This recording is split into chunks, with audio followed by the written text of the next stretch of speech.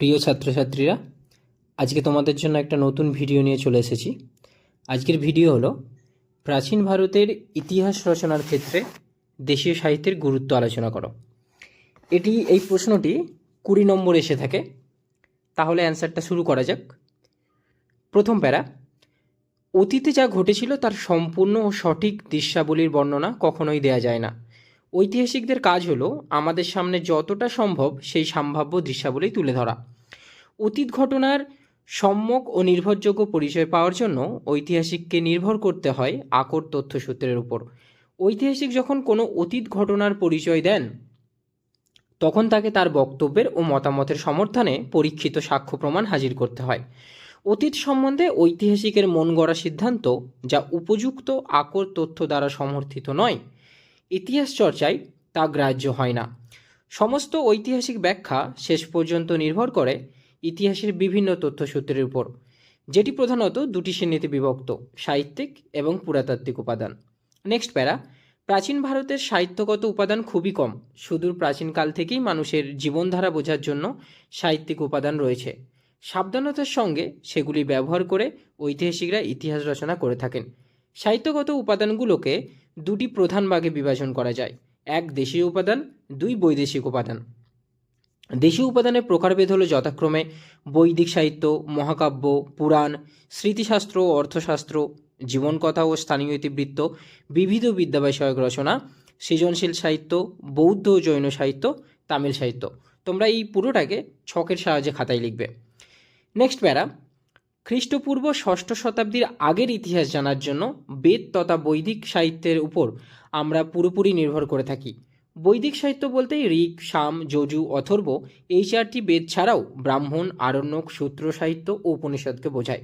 যেহেতু এই গ্রন্থগুলি ধর্মীয় দৃষ্টিকোণ থেকে রচিত হয়েছে, তাই এখানে সরাসরি রাজনৈতিক ঘটনাবলীর বিবৃত হয় না, কিন্তু সমকালীন সমাজের অর্থনীতি, রাজনীতি, ধর্মীয় বহু তথ্য ও পরিচয় বৈদিক সাহিত্যে উল্লিখিত থাকে। বৈদিক সাহিত্যের মধ্যে ঋগ্বেদই হল সব থেকে প্রাচীন। বৈদিক যুগের আদি পর্ব আনুমানিক খ্রিস্টপূর্ব 1500 থেকে 1000 খ্রিস্টপূর্ব বোঝার জন্য ঋগ্বেদ একমাত্র তথ্যসূত্র। তিনটি বৈদিক সাহিত্য যথাক্রমে সাম, যজু এবং অথর্ব পরবর্তী বৈদিক পর্বের রচনা।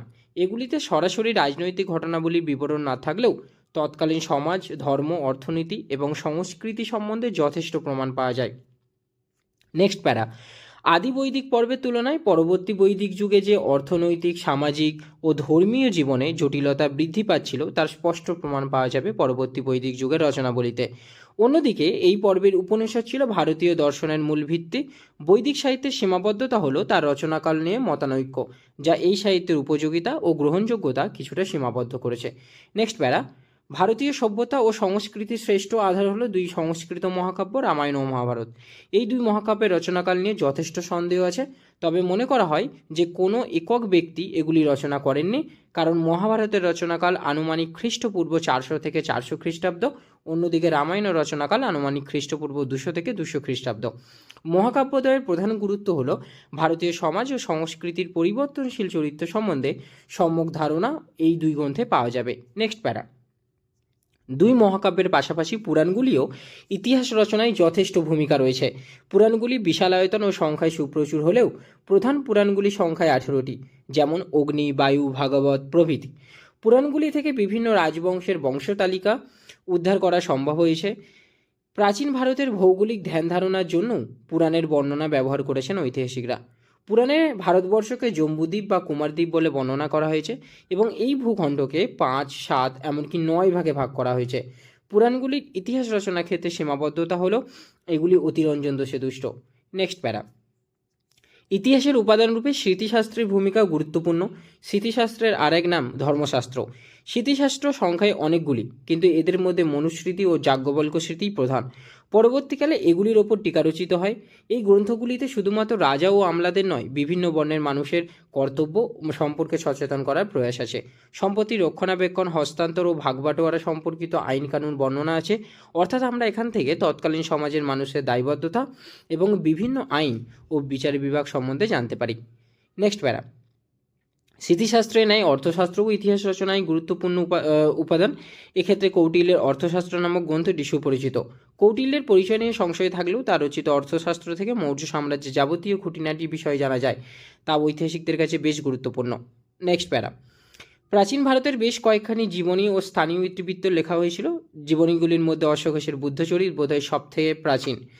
এখানে লেখক গৌতম বুদ্ধের জীবনী লিপিবদ্ধ করেছেন, কিন্তু এখানে ভক্তের ভক্তি অত্যাধিক থাকায় তা থেকে সঠিক ইতিহাস রচনা করা খুব কঠিন। এছাড়া বাণভট্টর হর্ষচরিত, যেখানে লেখক হর্ষবর্ধনের জীবনী লিপিবদ্ধ করেছেন, এখান থেকে পুষ্যভূতি বংশের ইতিহাস ও হর্ষবর্ধনের জীবন কাহিনী এবং তৎকালীন ভারতবর্ষের সামাজিক বহু ঘটনা এর থেকে জানা যায়। এছাড়া বাগপতিরাজের গৌড়বহ গ্রন্থ থেকে কনৌজের রাজা যশোবর্মনের গৌড় বিজয় সম্বন্ধে জানা যায়। এছাড়া বিলহনের বিক্রমাঙ্গদেব চরিত, সন্ধ্যাকর নন্দীর রামচরিত, জয়সিংহের কুমারপাল চরিত প্রভৃতি, এগুলি থেকে উল্লিখিত রাজাদের জীবন কাহিনী এবং তাদের রাজ্য জয়ের কাহিনী, তার সাথে তৎকালীন সমাজের সামাজিক পরিস্থিতিও জানা যায়। তবে এগুলি রাজা সভাকবিদের দ্বারা রচিত হয়, তার অতিরঞ্জন দোষে দুষ্ট হয় স্বাভাবিকভাবে, যা নিরপেক্ষ ইতিহাস চর্চার ক্ষেত্রে বাধা সৃষ্টি করে। নেক্সট প্যারা, স্থানীয় ইতিবৃত্তের মধ্যে কলহনের রাজতরঙ্গিনী গ্রন্থটি বিশেষ উল্লেখ্য, কারণ এখানে কাশ্মীরের ইতিহাস রচিত হয়েছে। তবে এই গ্রন্থের গুরুত্ব অন্য জায়গায়, কারণ এটি হলো ভারতীয় সাহিত্যের প্রথম ঐতিহাসিক গ্রন্থ। এছাড়া চালুক্য রাজাদের পৃষ্ঠপোষকতায় গুজরাটে অনেকগুলি ইতিবৃত্ত রচিত হয়েছিল। এদের মধ্যে সোমেশ্বরের কীর্তিকৌমুদী, মৃত্যুঞ্জয়ের প্রবন্ধ চিন্তামণি, রাজশেখরের প্রবন্ধকোষ, এই সমস্ত গ্রন্থে ঐতিহাসিক তথ্য যেমনি আছে তেমনি অতিশয়োক্তি, অলৌকিক ও পৌরাণিক কাহিনীর সমাবেশ।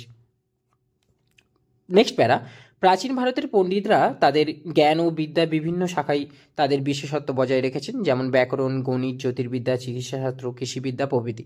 এই বিষয়গুলির উপর বেশ কয়েকটি গ্রন্থ আছে, যেমন সংস্কৃত ভাষায় শ্রেষ্ঠ ব্যাকরণ হল পাণিনি রচিত অষ্টাধ্যায়ী। গণিত ও জ্যোতির্বিদ্যায় প্রাচীন ভারতের অবদান মূর্ত হয়ে আছে আর্যভট্টের আর্যভট্টীয় ও ব্রহ্মগুপ্তের সূর্য সিদ্ধান্তিকা গ্রন্থে। জ্যোতিষচর্চার জন্য বিশেষ প্রয়োজনীয় বরাহমিহিরের বৃহৎ সংহিতা। প্রাচীন ভারতের চিকিৎসা শাস্ত্রে বা শল্যবিদ্যার পরিচয় পাওয়া যাবে চরক সংহিতা ও সুশ্রুত সংহিতায়। কৃষি বিষয়ক তত্ত্বের সমাবেশ ঘটেছে কৃষি পরাশর নামক গ্রন্থে। বৃক্ষবিদ্যা আলোচিত হয়েছে বৃক্ষায়ুর্বেদ নামক শাস্ত্রে। স্থাপত্যবিদ্যার পরিচয় পাওয়া যাবে রাজা সোমেশ্বরের প্রণীত মানস উল্লাস গ্রন্থে। রাজকীয় ঘটনার বাইরে ঐতিহাসিকের আগ্রহ যত বাড়ছে, এই গ্রন্থগুলির চাহিদাও তত বাড়ছে। নেক্সট প্যারা, প্রাচীন সাহিত্যের এক বিশাল অংশ জুড়ে রয়েছে কাব্য, নাটক ও বিভিন্ন আখ্যানমূলক সৃজনশীল রচনা। ঐতিহাসিক ঘটনার সরাসরি উল্লেখ হয়তো এই রচনাগুলিতে নেই, তবে কথাতেই আছে সাহিত্য হলো সমাজের আয়না।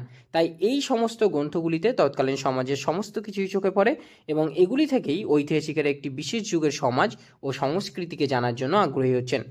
এরকম কতগুলি গ্রন্থ হলো কালিদাসের রঘুবংশম, অভিজ্ঞান শকুন্তলম, মালবিকাগ্নিমিত্রম, দণ্ডী দশকুমার চরিত, ভারবীর কিরাতার্জুনীয় ও শূদ্রকের মৃচ্ছকটিকম প্রভৃতি।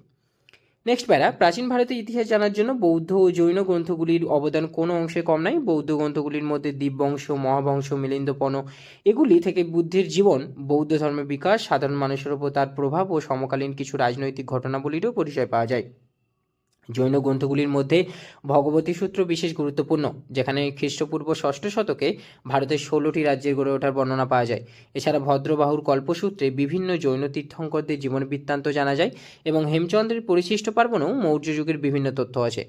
নেক্সট প্যারা, শুধু সংস্কৃত, পালি ও প্রাকৃত নয়, তামিল ভাষাতেও প্রাচীন ভারতের বহু গ্রন্থ রচিত হয়েছে।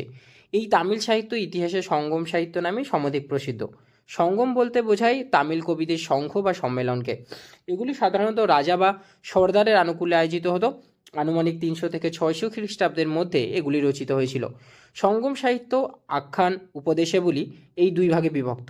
এই গ্রন্থগুলি থেকে কর সংগ্রহের পদ্ধতি, বিচার ব্যবস্থা এবং বণিক, শিল্পী, কৃষকদের সম্পর্কে নানা তথ্য আহরণ করা সম্ভব হয়। তামিল গ্রন্থের মধ্যে দুটি প্রসিদ্ধ মহাকাব্য শিল্পাদিকারম ও মণিমেখলাইয়ের কথা উল্লেখ করা যেতে পারে। এছাড়াও তামিল গ্রন্থ তক্কুলিয়মের কথা বলা যেতে পারে, যেটি মূলত ব্যাকরণ গ্রন্থ হলেও সমকালীন দক্ষিণ ভারতীয় সমাজ সম্পর্কে কিছু তথ্য নিহিত আছে। লাস্ট প্যারা, যেখানে আমরা আমাদের উপসংহারটা লিখব। উপরিউক্ত আলোচনা থেকে আমরা এই সিদ্ধান্তে আসতে পারি যে প্রাচীন ভারতীয় ইতিহাস রচনার জন্য সাহিত্যিক উপাদানের বৈচিত্র্য থাকলেও তার কিন্তু সীমাবদ্ধতা অস্বীকার্য নয়। অন্যদিকে সাহিত্যিক উপাদান যুগে যুগে পরিবর্তন আসে এবং সাহিত্যিক উপাদানগুলি অতিরঞ্জন দোষে দুষ্ট, কিন্তু প্রত্নতাত্ত্বিক উপাদানগুলিতে এরকম প্রভাব থাকে না। এখানেই প্রত্নতাত্ত্বিক উপাদানগুলি শ্রেষ্ঠত্বে নিহিত, কিন্তু তাহলেও আমরা প্রাচীন ভারতের ইতিহাস রচনায় সাহিত্যের অবদান কিছুতেই অস্বীকার করতে পারি না। আমার প্রশ্নটা এখানেই শেষ হলো। তোমরা এরকম আরও অনেক ভিডিও পেতে আমার চ্যানেলটা লাইক